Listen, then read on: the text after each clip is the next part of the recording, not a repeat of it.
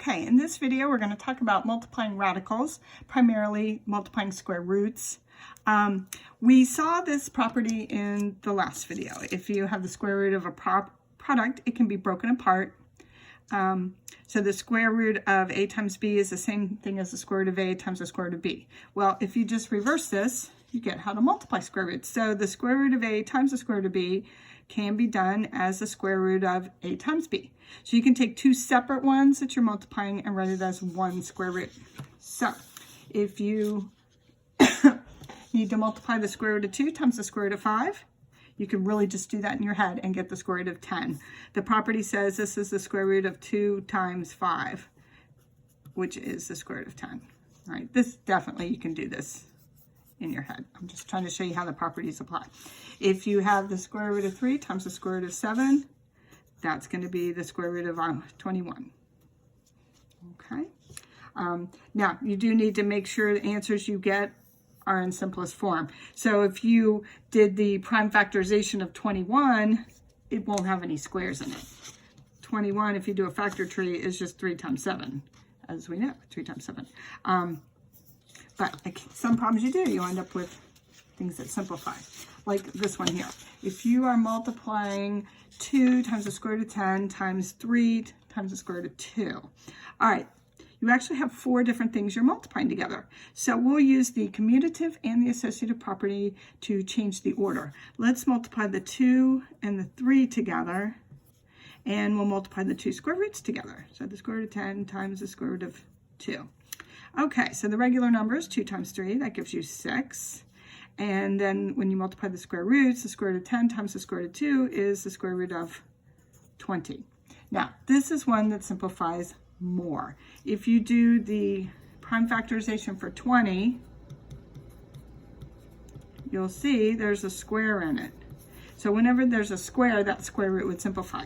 So this is 6 times 2 squared times 5. And that simplifies to be a regular 2. So this one would come out. So you'll have 6 times 2, and the 5 stuck under the square root, and the final answer is going to be 12 times the square root of 5.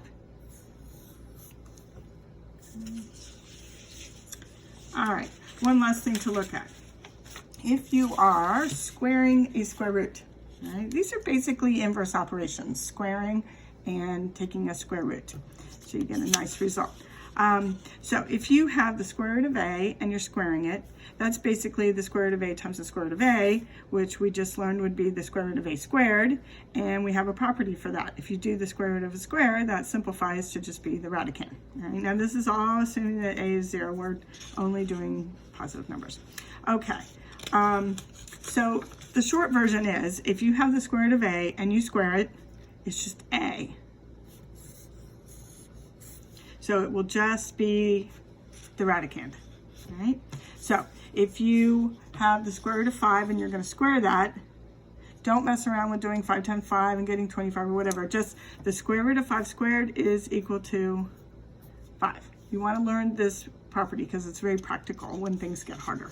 If you have the square root of 681, that is just going to be 681. Okay.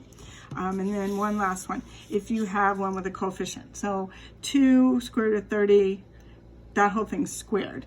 Now, you could use the property that if you have a product raised to a power, you can raise each factor individually to the power. So basically, we're going to square the 2, and we're going to square the square root of 30.